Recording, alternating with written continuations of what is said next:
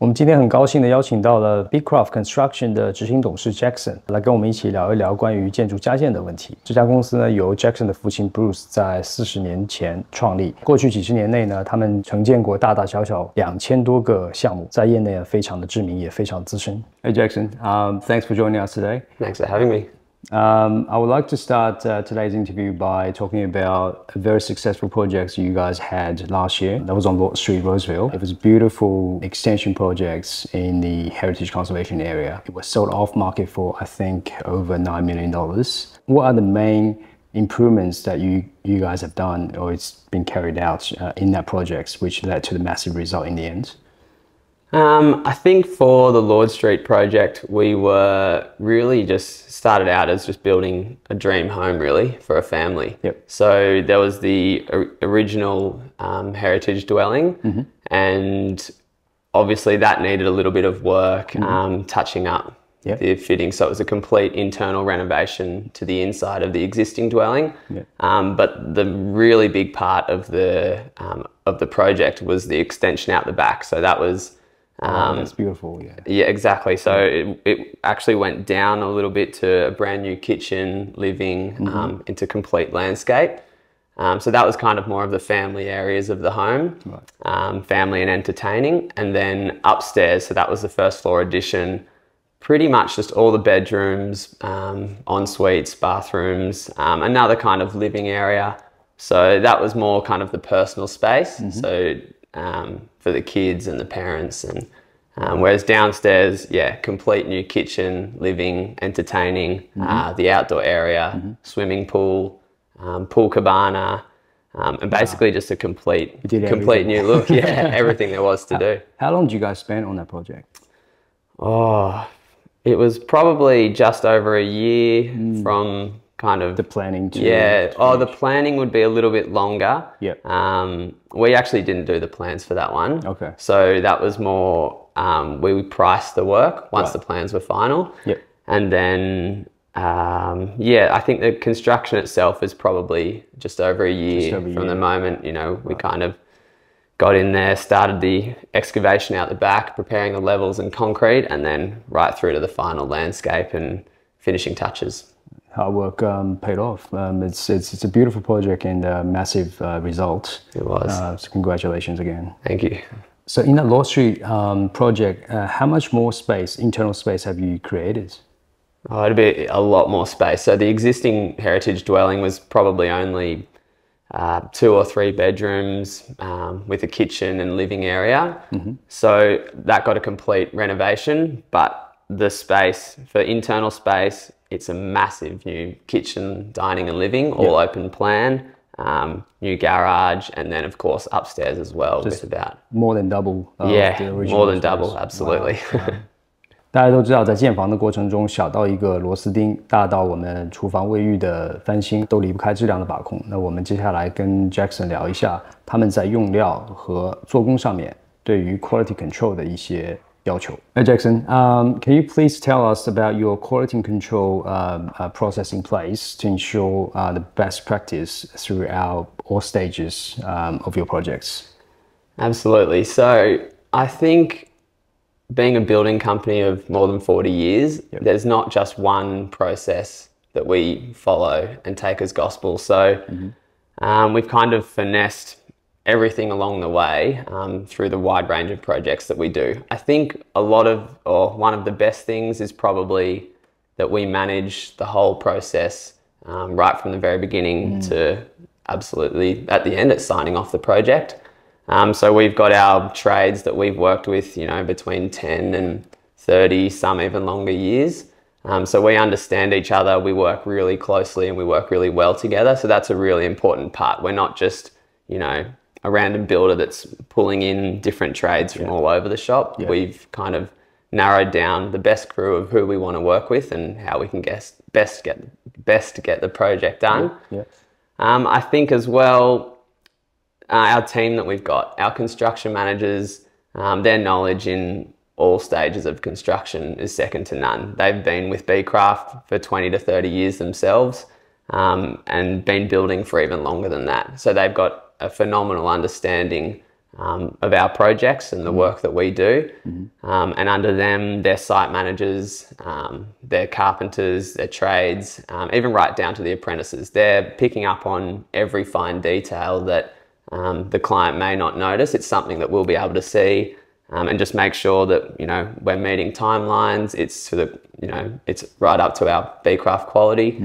And to that note, the materials as well that we use. So our contractors and our materials, we are not going to recommend something or use something that we think, you know, in a few years' time might be faulty or might cause issues with any part of the project. So it's just all of those things through each stage that make our projects the quality that they are. As we all have seen these days, the rising material costs and labor shortage are massive challenges to the building industry. How do you or your team cope with these issues? It is a tough one.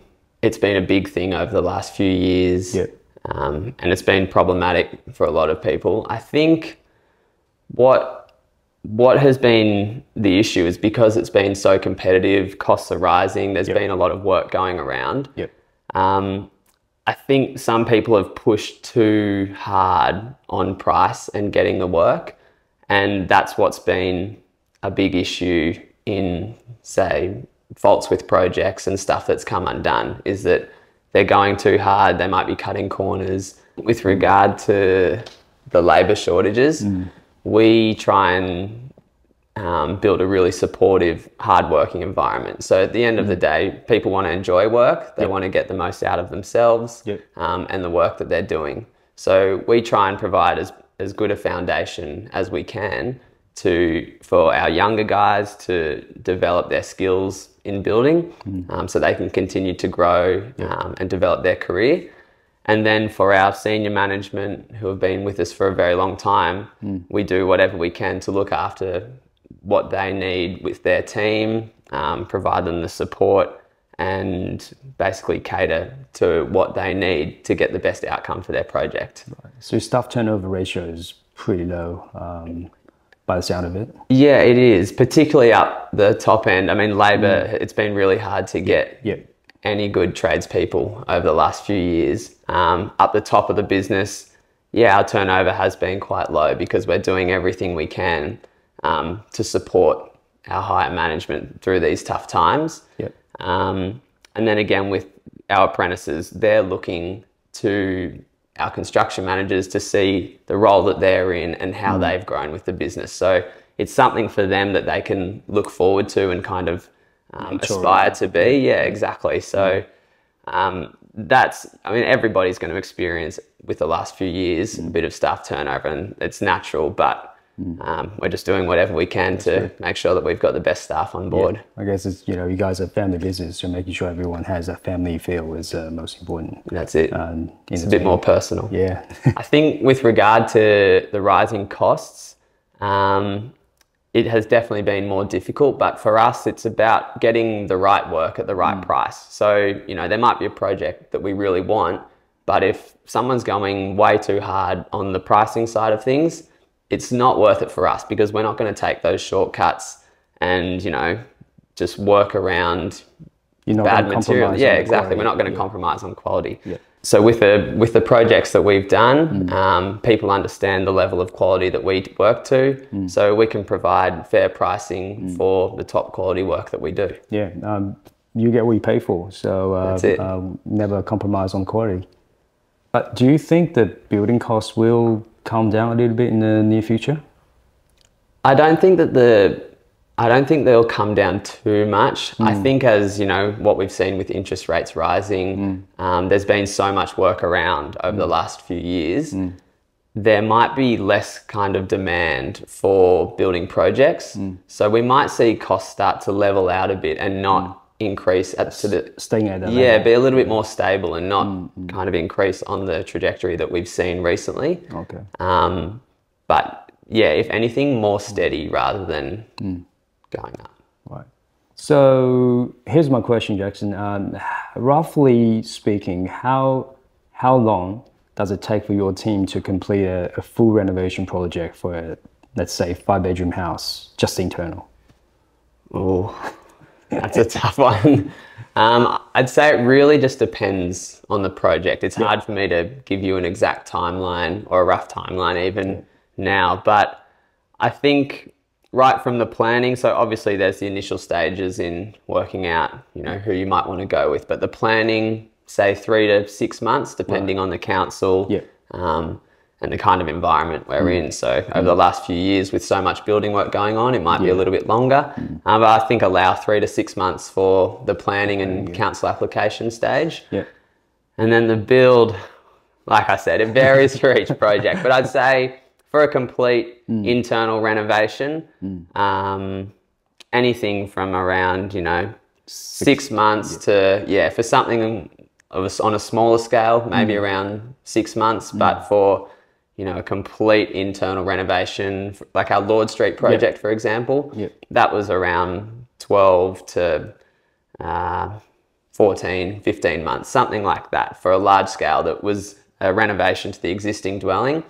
And then an enormous extension and first floor addition, pool and landscape. So we'll say 6 to 12 months. People have to be patient if you want, a well-built or well-done project. That's right? it. So just No have to be patient, no shortcuts, no compromise. 那客户的要求呢，有的时候会一直在改变。那如果在装修项目进行到了一半的时候，大家想要改变主意，想要做一些改动，那怎么办呢？ I mean, it depends on the scale of the change that they want to make. So ideally, there's no change at all. So what we do at the start of every project is once the plans are finalised and there's been approval from council, there's a signed quote, signed plan, so everybody is on the same page of how the project's going to work. Minor changes throughout the project is totally normal, to change a few, change some finishes, whether it might be, floorboards to carpets or something like that. We can be flexible with that. More large scale changes to the plans is a lot less common because of the early processes, we've discussed in depth what the client wants to achieve, and we come up with how it's going to best come together.